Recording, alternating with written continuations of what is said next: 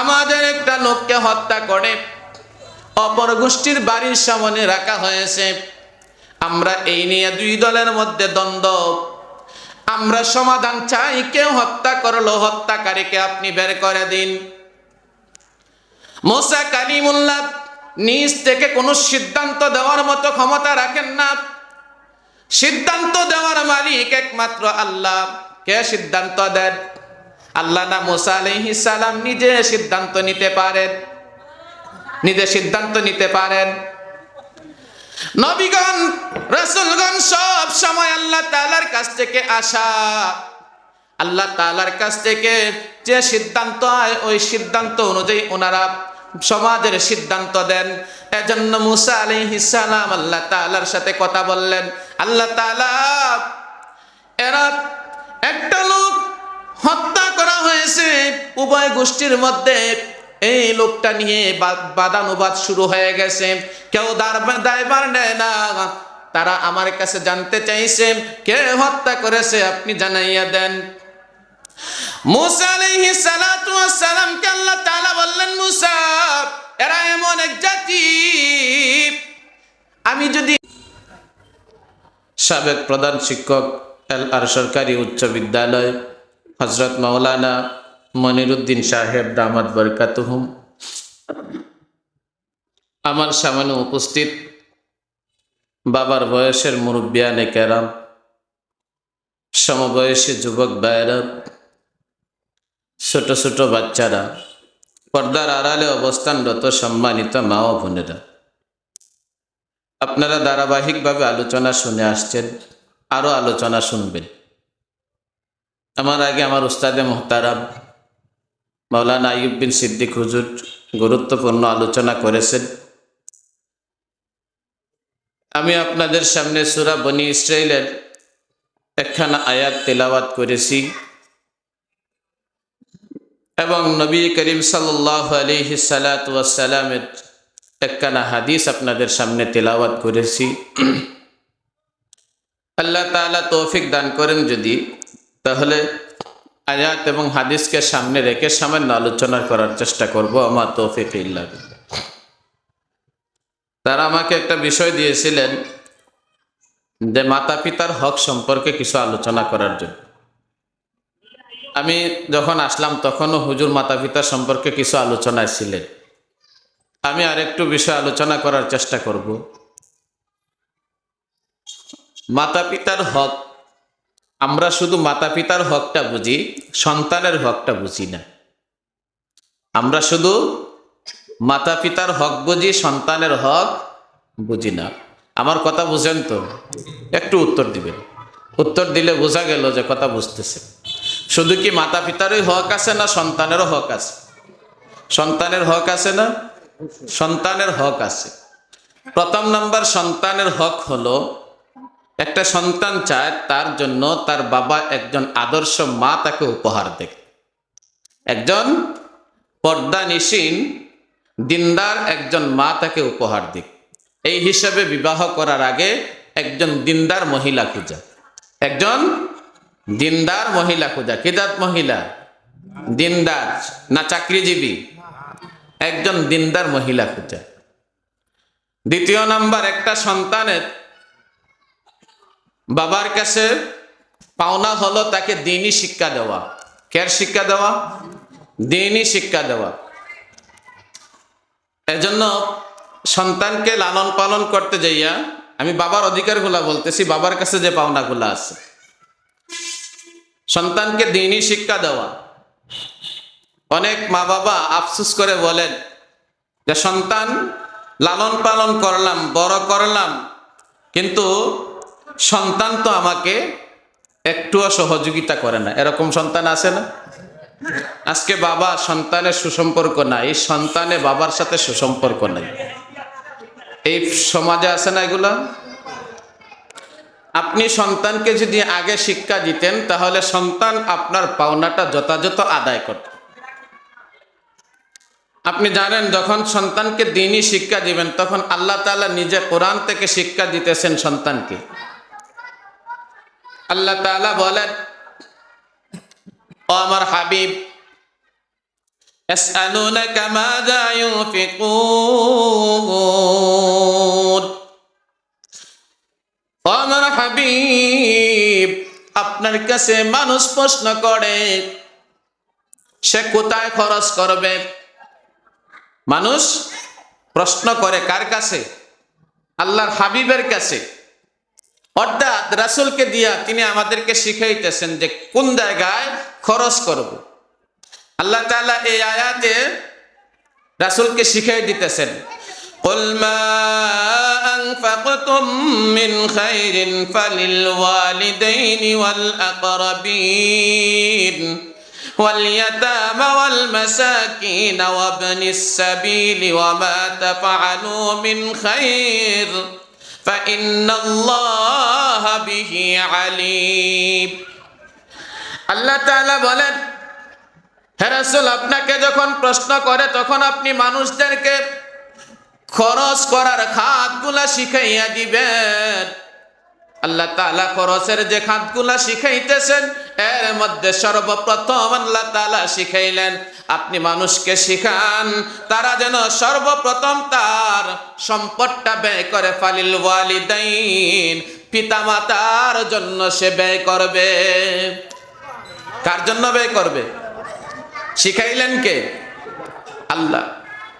তাহলে যে সন্তানটা কোরআন পড়বে ওই সন্তানটা অটোমেটিকলি জেনে যাবে যে তার সম্পদ খরচ করার সময় সর্বপ্রথম কার জন্য খরচ করবে। আজকে সন্তানের জন্য খরচ করে কিন্তু মা বাবার জন্য খরচ করে না। তাহলে আগে আপনি দ্বীনি শিক্ষা দিন, অটোমেটিকলি সন্তান আপনাকে আপনার যথাযথ পাওনাটা উপহার দিবে। আল্লাহ তাআলা এখানে কয়েকটা খাতের কথা বলেছেন কিন্তু সর্বপ্রথম মা বাবার কথা বলেছেন। এরপরে বলেন ওয়াল আকরাবিন, তোমার নিকট আত্মীয়দের জন্য তুমি খরচ করো। ওয়াল ইয়াতামা, ইয়াতিমদের জন্য খরচ করো। ওয়াল মাসাকিন, অসহায় মানুষগুলোর জন্য খরচ করো। ওয়া ইবনিস সাবিল, এবং পথিকদের জন্য খরচ করো। ওমা তাফআলু মিন খাইর, এই খরচটা হলো তোমার জন্য উত্তম খরচ। কথাটা বুঝাইতাম পারছি? কে বলতেছেন? কে বলতেছেন? আল্লাহ বলতেছেন যে উত্তম যে খরচগুলো আছে এর মধ্যে সবচেয়ে সর্বোত্তম খরচটা হলো মাতা পিতার জন্য খরচ করা। তাহলে আগে আমি শিখাইব, পরে সন্তান আমাকে অটোমেটিকলি যাজা দিবে। সন্তানের মায়ের কাছে পাওনা হলো সন্তান যখন মায়ের গর্ভে আসে তখন ওই মা পর্দার সাথে তার 10 মাস 10 দিন কোনো পর পুরুষের সামনে যাবে না। কার সামনে যাবে না? আজকে দেখবেন বাজার হাটে অসংখ্য অগণিত গর্ভবতী মায়েরা হাঁটতেছে, হাঁটে না? হাঁটে না? এই সন্তানটা আপনার জন্য ভবিষ্যতে উপকারী হবে না। একটা সন্তান তার মায়ের কাছে অধিকার রাখে। মা যখন গর্ভবতী হয় তখন বেশি বেশি জিকির আজকার করবে, বেশি বেশি কোরআন তেলাওয়াত করবে, পর্দার ভিতরে থাকবে। একটা সন্তান তার মা বাবার কাছে অধিকার রাখে যখন সে ভূমিষ্ঠ হয়, ভূমিষ্ঠ হওয়ার পর ওই সন্তানটাকে সুন্দর একটা নাম উপহার দিবে, একটা ইসলামিক নাম উপহার দিবে। কি ধরনের নাম? কি ধরনের নাম? ইসলামিক নাম উপহার দিবে। একটু আগে এখানে আসার আগে আমি একটা বিবাহের কাবিন লিখতেছিলাম। একটা লোকের নাম বলল, যাকে উকিল বানানো হলো। আমি জিজ্ঞেস করলাম তোমার নাম কি? নামটা লিখাইলো সেন্টু মিয়া। নামটা কে রাখলো? মা বাবা রাখছে না রাখে নাই? সেন্টু, বল্টু, এই ধরনের খারাপ নামগুলো আপনি আপনার সন্তানকে উপহার দেওয়ার পর ওই সেন্টুর কাছ থেকে আপনি ভালো ব্যবহার কিভাবে আশা করেন? একটা সন্তান যখন 7 দিন বয়স হয়ে যায় তখন তার সুন্দর একটা নাম রাখা, যদি সম্ভব হয় তার মাথার চুলগুলোকে কামাইয়া তারপর রূপা দ্বারা ওজন দিয়া রূপা সম পরিমাণ রূপার মূল্য সৎকা করে দেওয়া। একজন আলেম নিয়ে আসা, ওই আলেমের মুখে মিষ্টি জাতীয় কোনো কিছু দিয়া, খেজুর দিয়া, ওই খেজুরের চাবানো অংশ অথবা একটু মিষ্টি ওই সন্তানের মুখের মধ্যে দেওয়া। আগে যদি আমরা মা বাবারা সন্তানের যথাযথ হক আদায় করি, তাহলে সন্তান অটোমেটিকলি আপনি আমাকে অবশ্যই তার যাজা দেওয়ার চেষ্টা করবে। আল্লাহ পাক রব্বুল আলামিন বলেন, وَقَضَى رَبُّكَ أَلَّا تَعْبُدُوا إِلَّا إِيَّاهُ وَبِالْوَالِدَيْنِ إِحْسَانًا إِمَّا يَبْلُغَنَّ عِندَكَ الْكِبَرَ أَحَدُهُمَا أَوْ كِلَاهُمَا فَلَا تَقُل لهما أف ولا تنهرهما وقل لهما قولا كريما। আল্লাহ তাআলা এই আয়াতে পুঙ্খানু ভাবে স্পষ্ট ভাবে আল্লাহ তাআলা মা বাবার সাথে কেমন ব্যবহার করতে হবে সবকিছু আল্লাহ তাআলা এই আয়াতে শিখিয়ে দিয়েছেন। আল্লাহ তাআলা বলেন, ওয়াবিল ওয়ালিদাইনি ইহসানা, মাতা পিতার সাথে তুমি সুন্দর আচরণ করো, সুন্দর ব্যবহার করো। বন্ধুগণ আমার, এরপরে শিখান, ও ভাই, আল্লাহ তাআলা বলেন, বান্দা, ইম্মা ইয়াবলুগান্না ইনদাকাল কিবারা আহাদুহুমা আও কিলাহুমা, বন্ধু, তোমার জীবদ্দশায়, তোমার জীবনে যদি তোমার বৃদ্ধ মা অথবা বাবা দুজন অথবা একজন, সবাই তো মা বাবা উভয়জনকে পাওয়া সম্ভব হয় না। আবার এমনও দুর্ভাগ্য আল্লাহ তাআলার এই জমিনে আছে যে অল্প বয়সে মা বাবা দুজনকে হারিয়ে ফেলে, আসে না নাই? আল্লাহ তাআলা বলেন, ও আমার গোলাম, তুমি তোমার জীবনে তোমার মা বাবা উভয়জন অথবা যদি একজনকে তুমি পেয়ে যাও, তাহলে ওই মা বাবার সাথে কি ধরনের আচরণ করবে আমি আল্লাহ তোমাকে শিখিয়ে দিতেছি। ইম্মা ইয়াবলুগান্না ইনদাকাল কিবারা আহাদুহুমা আও কিলাহুমা ফালা তাকুল লাহুমা উফ। এই মা বাবার বরণ পোষণ, এই মা বাবার সহযোগিতা, এই মা বাবার খেদমত করতে গিয়া তুমি যখন কষ্ট পাও, এই কষ্টের জন্য কখনো মনের ভিতরে কষ্ট নিয়ে এই কথা বলো না, উফ। আমরা কই না, ইস, মা বাবার যন্ত্রণায় বড় অতিষ্ঠ অবস্থায় আছে। বাবার প্রতি মাসে 5,000 টাকার ওষুধ লাগে, মায়ের 10,000 টাকার ওষুধ লাগে, আমি কিভাবে জোগাই? সন্তানের খাবার দিব, মা বাবার খেদমত করব, কোন দিকে যাই? আল্লাহ তাআলা বলেন, এভাবে চিন্তা করে মা বাবার প্রতি তুমি একটু তিল পরিমাণ কষ্ট নিয়ে উফ শব্দটাও বলিও না। ব্যবহারটা কে শিখাইতেছেন? আল্লাহ তাআলা শিখাইতেছেন, ও গোলাম, তুমি তোমার মা বাবার সাথে এমন আচরণ করো যে আচরণের কারণে মনের ভিতরে কখনো কষ্ট নিও না। فلا تقل لهما أف ولا تنهرهما وقل لهما قولا كريما। মা বাবার সাথে কথাবার্তা বলার সময় কখনো মা বাবার সাথে জারি দিয়া রাগ করে, গুসা করে, মা বাবাকে রাগ করে কোনো কথা বলো না। কে শিখাইতেছেন? আল্লাহ শিখাইতেছেন। বাবা সন্তানকে ইসলামী শিক্ষা দিলেন, কোরআনের আয়াতগুলা সন্তান তেলাওয়াত করবে আর মা বাবার খেদমতের চিন্তা করবে। আল্লাহ তাআলা কত সুন্দর শিখাইলেন, মা বাবার সাথে কখনো জারি দিয়া রাগ করে, গুসা করে কখনো কথা বলবে না। وَقُلْ لَهُمَا قَوْلًا كَرِيمًا, তাদের সাথে সুন্দর ভাষায়, সাবলীল ভাষায়, তাদের সাথে এমন ভাষায় কথা বলো যেন মা বাবা তোমার কথায় সব সময় সন্তুষ্ট থাকে। কে বলতেছেন? আল্লাহ বলতেছেন, তাহলে যেই সন্তান মা বাবার সাথে সুন্দর আচরণ করবে, কখনো জারি দিয়ে কথা বলবে না, কখনো গালি দিয়ে কথা বলবে না, কখনো মা বাবার সাথে খারাপ আচরণ করবে না, সুন্দর ব্যবহারটুকু সাবলীল ভাষায় কথাগুলা বলবে, আল্লাহ তাআলা দুনিয়াতেও তার জন্য রাখছেন সুখ, পরকালও তাদের জন্য রাখছেন সুখ। আমরা শুধু শুনি পরকালীন সুখ, দুনিয়াতেও কিন্তু সুখ আছে। একটা উদাহরণ আপনাদের সামনে টানি, যদি সময় হয় পুরাটা শেষ করব, না হয় যতটুকু আলোচনা করতে পারি। বনি ইসরাইল হযরত মূসা কালিমুল্লাহর সময় দুইটা জাতির মধ্যে, দুইটা এলাকার মধ্যে, দুইটা গোষ্ঠীর মধ্যে একটা বিভেদ ছিল।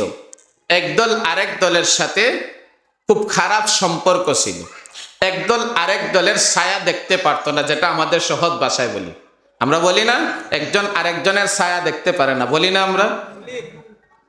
এই দুইটা গোষ্ঠী, এক গোষ্ঠী আরেক গোষ্ঠীর ছায়া দেখতে পারে না। এই দুইটা গোষ্ঠীর মধ্যে এমন খারাপ সুসম্পর্ক তাদের, যে কোনো সময় একদল আরেক দলের সাথে যুদ্ধ লেগে যাইতে পারে। ওই অবস্থায় একটা লোক তাকে হত্যা করে অপর গোষ্ঠীর সীমানায়, তাকে রাতের অন্ধকারে হত্যা করে অপর গোষ্ঠীর সীমানায় রেখে এসেছে, আরেকজনের বাড়ির সামনে রেখে দিল। এবার বলেন, যার সাথে আপনার শত্রুতা আছে, সকালবেলা ঘুম থেকে উঠে যদি দেখেন যে আপনার আত্মীয় একজন তার বাড়িতে লাশ হয়ে আছে, ওই এলাকার কেউ আর বাড়ি থাকা সম্ভব? বাড়ি থাকা সম্ভব? সব দূর। এখন উভয় দলের মুরব্বীরা মিলে আলোচনা করতেছে যে এই কাজটা করলো কে। এরা দুষতেছে তাদেরকে, তারা দুষতেছে তাদেরকে। এরা বলতেছে তোমরা আমাদের এই লোকটা সবচেয়ে ধনী লোকটাকে তোমরা হত্যা করেছো। এরা বলতেছে না, আমরা হত্যা করি নাই। এখন দুনো দলের মধ্যে কথাবার্তা, কেউ দায়ভার নেয় না, কেউ হত্যা কথাটা স্বীকার করে না। মুরব্বীদের মধ্যে কয়েকজন চতুর চালাক মুরব্বী, এরা বলতেছে বর্তমানে আমাদের সামনে একজন নবী আছেন, তিনি হলেন মূসা কালিমুল্লাহ। আমরা মূসা কালিমুল্লাহর সাথে আলোচনা করি, উনি আমাদেরকে একটা সমাধান দেন। এমনি কিন্তু মূসা আলাইহিস সালামকে মানে না, এমনি মূসা আলাইহিস সালামকে মানে না। বিপদে পড়ছে, এখন যায় দেখবেন মোল্লারে 14 গোষ্ঠী সহ গালি দেয়। যখন বাচ্চা কাঁদতে কাঁদতে রাতের বেলা 14 গোষ্ঠীকে ঘুমাইতে দেয় না, তখন মুয়াজ্জিন সাহেব আর ইমাম সাহেবকে ডাক দেয়, তাড়াতাড়ি নিয়ে আয়, আগে ফুদক, বাচ্চা ঠান্ডা হোক। কয় না, কয় না? এমনি মোল্লার 14 গোষ্ঠীও দেখতে পারে না। এরা বিপদে পড়ে। মুরব্বীরা আলোচনা করে বলল মূসা কালিমুল্লাহর কাছে যাই। এরা মূসা আলাইহিস সালাতু ওয়াস সালামের কাছে গিয়ে বলতেছে, মূসা, আমাদের একটা লোককে হত্যা করে অপর গোষ্ঠীর বাড়ির সামনে রাখা হয়েছে। আমরা এই নিয়ে দুই দলের মধ্যে দ্বন্দ্ব, আমরা সমাধান চাই। কেউ হত্যা করলো, হত্যাকারীকে আপনি বের করে দিন। মূসা কালিমুল্লাহ নিজ থেকে কোনো সিদ্ধান্ত দেওয়ার মতো ক্ষমতা রাখেন না। সিদ্ধান্ত দেওয়ার মালিক একমাত্র আল্লাহ। কে সিদ্ধান্ত দেন? আল্লাহ না মূসা আলাইহিস সালাম নিজে সিদ্ধান্ত নিতে পারেন? নিজে সিদ্ধান্ত নিতে পারেন। নবীগণ, রাসূলগণ সব সময় আল্লাহ তাআলার কাছ থেকে আসা, আল্লাহ তাআলার কাছ থেকে যে সিদ্ধান্ত হয় ওই সিদ্ধান্ত অনুযায়ী ওনারা সমাজের সিদ্ধান্ত দেন। এজন্য মূসা আলাইহিস সালাম আল্লাহ তাআলার সাথে কথা বললেন। আল্লাহ তাআলা, এরা একটা লোক হত্যা করা হয়েছে, উভয় গোষ্ঠীর মধ্যে এই লোকটা নিয়ে বাদানুবাদ শুরু হয়ে গেছে। কেউ দায়ভার নেয় না। তারা আমার কাছে জানতে চাইছে কে হত্যা করেছে, আপনি জানাইয়া দেন। মূসা আলাইহিস সালাতু ওয়াস সালামকে আল্লাহ তাআলা বললেন, মূসা, এরা এমন এক জাতি, আমি যদি এই মুহূর্তে বলে দেই অমুক হত্যা করেছে। আল্লাহ তাআলা জানেন কি জানেন না? আল্লাহ তাআলা জানেন। আল্লাহ বলেন, মুসা আমি যদি পরিষ্কার ভাষায় বলে দেই সলিমুল্লাহ হত্যা করেছে, এরা বলবে তুমি নিজে ইচ্ছা করে একটা গোষ্ঠীর উপর দোষটা চাপাইয়া দিছ। বলবে না? বলবে না? বন্ধুগণ আমার, আল্লাহ তাআলা বলেন তুমি যাও তোমার সমাজকে বলে দাও, ওই মুরব্বীদেরকে বলে দাও, আমি তাদেরকে একটা কথা বলে দিতেছি, তুমি তাদেরকে বলো তারা যেন আমার কাজটা করে, আমি যে নির্দেশ দিই এই নির্দেশটা পালন করে। আল্লাহ তাআলা নির্দেশ দিলেন, ওয়া ইদ ক্বালা মূসা লিকাওমিহি ইন্নাল্লাহা ইয়া'মুরুকুম আন তাযবাহু বাকারা ক্বালু আতাত্তাখিযুনা হুজওয়া ক্বালা আউযু বিল্লাহি আন আকুনা মিনাল জাহিলিন। মূসা আলাইহিস সালাম জানাইলেন, আল্লাহ তাআলা বলে দিয়েছেন তোমরা একটা গাভী জবাই করো। কি জবাই করো? একটা গাভী জবাই করো, আর ওই গাভী থেকে একটা গোশতের অংশ নিয়ে মৃত ব্যক্তির শরীরে লাগাও। মৃত ব্যক্তি জিন্দা হয়ে তারপর তার মৃত্যুর সংবাদটা তোমাদেরকে পৌঁছাইয়া দিবে। সুবহানাল্লাহ।